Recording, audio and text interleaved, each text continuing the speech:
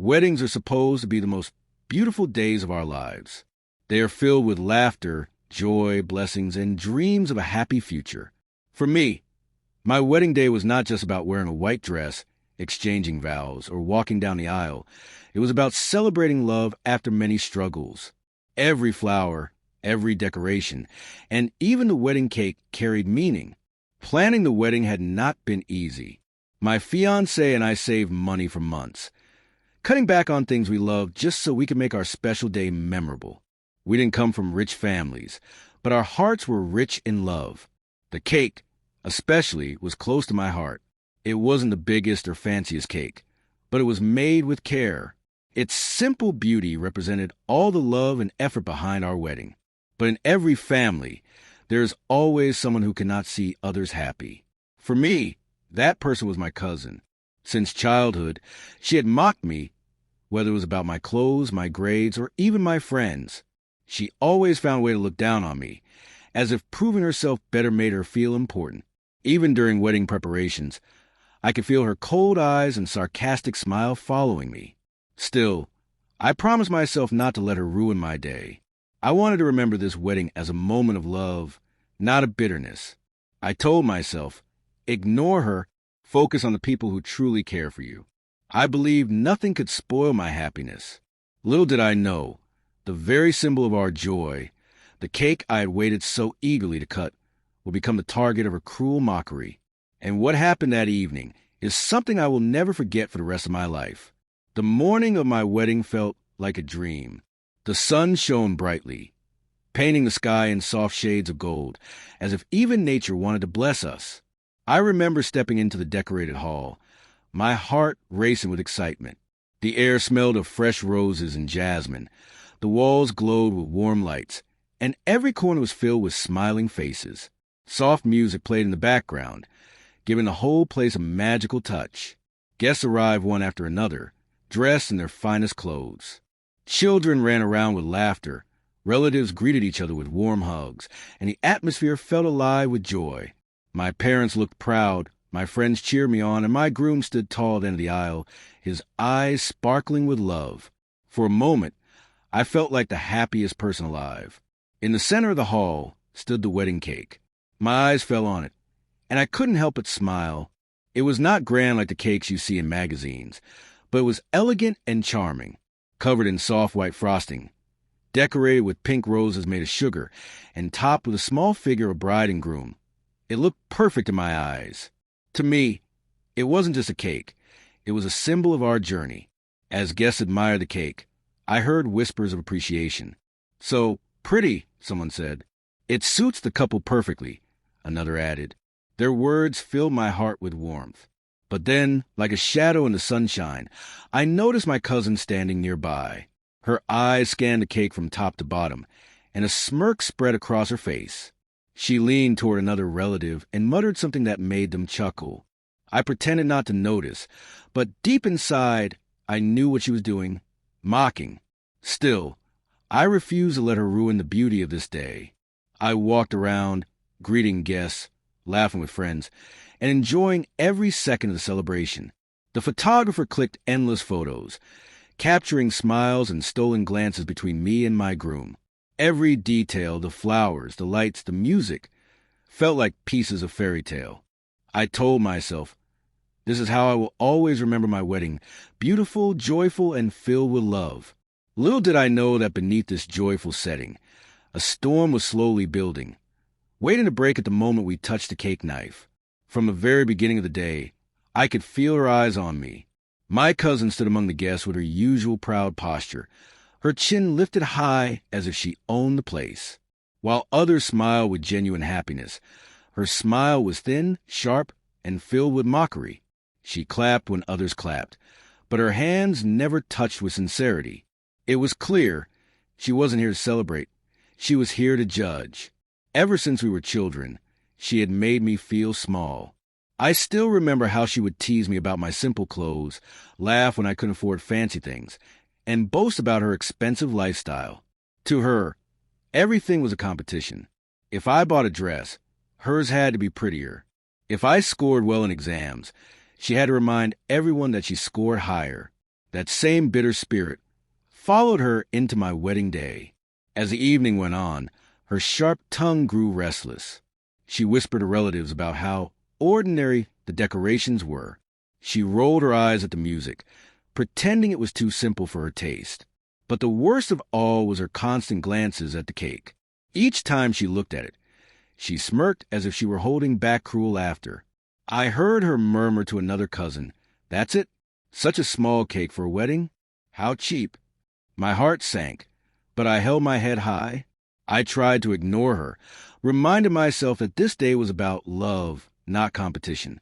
Still, her attitude created an uncomfortable shadow over the celebration. A few relatives exchanged uneasy glances, clearly noticing her behavior. Some whispered in my ear to stay calm, assuring me that happiness would silence her bitterness.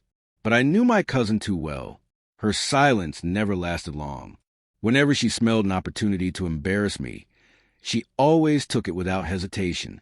I had no idea that her cruelest move was yet to come, waiting for the exact moment when all eyes would be on us, and the cake would take center stage. The moment everyone had been waiting for finally arrived. The cake-cutting ceremony. The lights dimmed slightly. The music softened, and all eyes turned toward the elegant white cake standing proudly in the center of the hall. My groom held my hand gently, guiding me forward. My heart raced with excitement as I picked up the knife decorated with a satin ribbon. Guests gathered around us, their faces glowing with smiles, cameras flashing to capture every second. It felt like magic.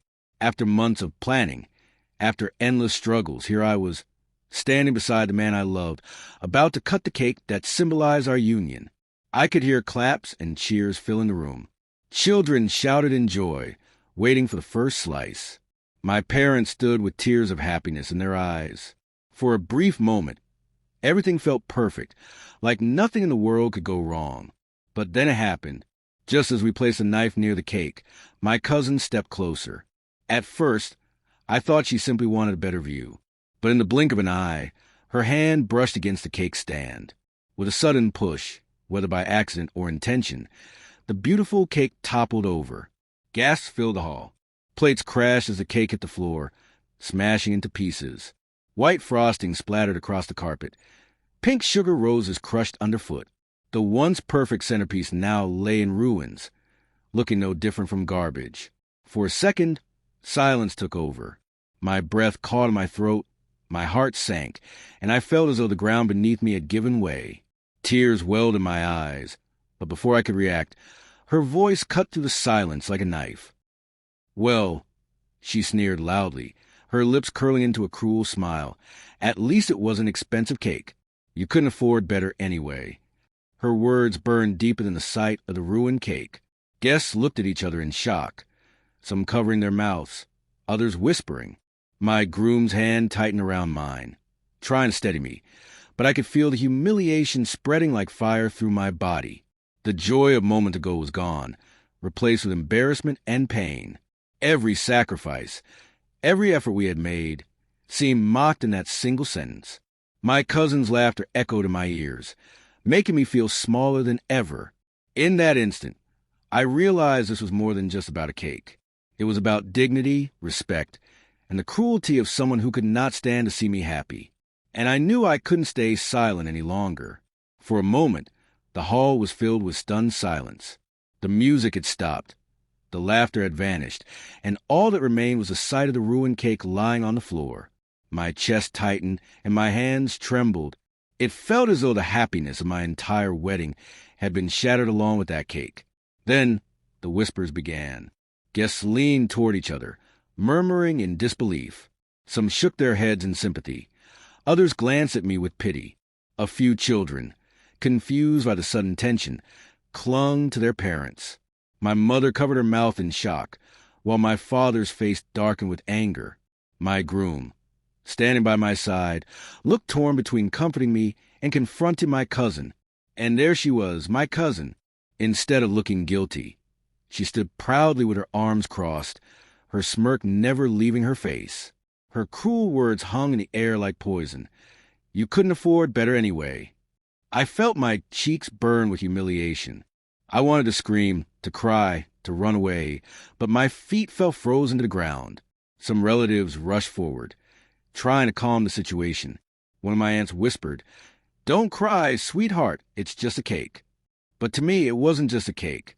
It was a symbol of love, of effort, of everything we had worked so hard for. Seeing it destroyed and hearing my cousin mock us made my heart ache in a way I cannot describe. Another relative scolded her quietly. That was unnecessary. You embarrassed the family. But my cousin only shrugged, her voice sharp. I only said the truth. If they had more money, this wouldn't matter. The hall grew heavy with tension. Guests began choosing sides, some glaring at my cousin, others trying to ignore the drama, pretending everything was fine. The photographer lowered his camera, unsure whether to keep taking pictures. The staff hurried to clean up the mess, but the damage had already been done. I felt my groom squeeze my hand. His eyes told me not to break down, not to let her see me cry. I swallowed hard, fighting back tears. My cousin had humiliated me in front of everyone, but I refused to let her see me fall apart. Still, deep inside, I was breaking. This was supposed to be the happiest day of my life. Instead, it had turned into a scene of shame and whispers. And yet, even in that moment of pain, a quiet voice inside me whispered, "You must stand up. If you stay silent, she will win." The hall was still tense, every pair of eyes shifting between me and my cousin. My heart pounded so hard I could hear in my ears. For a moment, I thought of staying quiet, of swallowing humiliation like I had so many times before.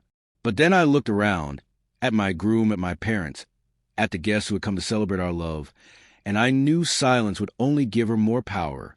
I took a deep breath, wiped the tears threatening to fall, and stepped forward. My voice shook at first, but grew stronger with each word. "You think money decides everything," I said, looking straight into her eyes. "But let me tell you something. Happiness cannot be bought. Respect cannot be bought. Love cannot be bought. And no matter how hard you try to humiliate me, you will never take away what we have today." Gasps rose from the crowd. My cousin's smirk faltered for the first time, but she quickly crossed her arms again, pretending not to care. I continued, louder now, so everyone could hear. "Yes, the cake was not the biggest or the most expensive, but do you know what it represented? Months of sacrifice, weeks of hard work, the love of two people who wanted nothing more than to share their joy with family. And you," I pointed gently toward her, "you tried to turn this joy into shame." The room fell silent, but I could feel the energy shift. Relatives nodded, murmurs of support spread through the crowd, and my groom placed his arm proudly around my shoulders. "You may laugh at us for not being rich," I said, my voice steady now, "but I would rather have a small cake with real love than a giant one with bitterness and hate. This day is not about money. It is about union, about two hearts becoming one. And you cannot ruin that, not with your words, not with your actions." Applause erupted from one corner, then another, until the entire hall was filled with clapping. Some guests even shouted words of encouragement. "Well said." "That's right. Love matters more than anything." My cousin's face turned red. Her arrogance seemed to melt away under the weight of so many eyes staring at her with disappointment. For once, she had no clever remark, no sharp insult. She looked smaller than I had ever seen her. In that moment, I realized something powerful. I was no longer afraid of her. She could no longer make me feel small. The cake was gone, but my dignity stood tall, and that was worth more than anything money could ever buy. After my words, the hall seemed to breathe again. The clapping, the cheers, and the warm smiles from the guests filled the room with a new kind of energy, an energy stronger than the bitterness my cousin had tried to spread. For the first time that day, I felt proud, not embarrassed. The broken cake on the floor no longer looked like a symbol of shame. It looked like proof that even in the face of cruelty, love could still rise. The wedding staff, noticing the tense moment had passed, quickly cleared away the ruined cake. I thought the celebration might lose its charm without that centerpiece, but to my surprise, it didn't. One of my aunts, always resourceful, whispered to the catering team. Within minutes, trays of sweets and small pastries were brought out. Who needs a big cake when we can share happiness in many small pieces? She said with a smile. The guests laughed and clapped, happily accepting the sweets. Children ran around again, sticky-fingered and joyful. Music resumed, brighter and louder than before. The photographer raised his camera once more, capturing moments not of a perfect wedding, but of a real one, filled with love, laughter, and resilience. My groom leaned close to me and whispered, "This is better than any cake could ever be." Today we showed everyone what true strength looks like. His words made my heart swell with pride. Meanwhile, my cousin sat in a corner, her face dark and quiet. No one rushed to comfort her this time. People had seen her true nature, and instead of admiration, she had gained only judgment. Her cruel laugh was gone, replaced with silence. For once, I didn't feel anger toward her, only pity. She had tried to ruin my happiness, but in the end, she had only ruined her own image. As the evening went on, the celebration grew warmer.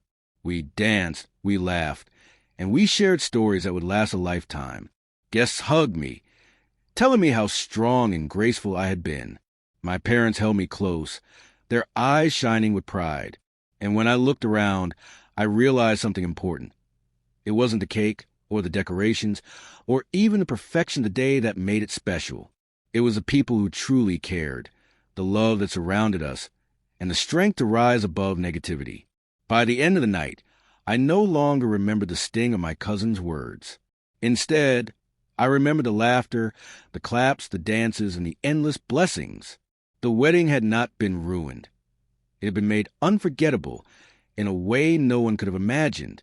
When I look back on my wedding day, I don't see it as the day my cake was smashed. I see it as the day I learned the true meaning of love, dignity, and strength. Life will always give us people who try to bring us down, who laugh at our struggles, or mock what we cannot afford. But their words only have power if we let them. That evening, I realized that wealth, glamour, and expensive things are not what make a wedding or a life beautiful. It is the love we share, the respect we give, and the memories we create with those who truly care for us. A cake can be ruined, decorations can fall apart, but love cannot be destroyed by anyone. My cousin may have tried to humiliate me, but in the end, she only revealed her own bitterness. I walked away with something she could never touch, my self-respect, and that, I believe, was the sweetest victory of all. So, whenever I remember my wedding, I smile, not because it was perfect, but because it was real. And real happiness, built on love and resilience, will always outshine cruelty. Our hearts were richer than any cake could ever be, and that is the memory I will cherish forever.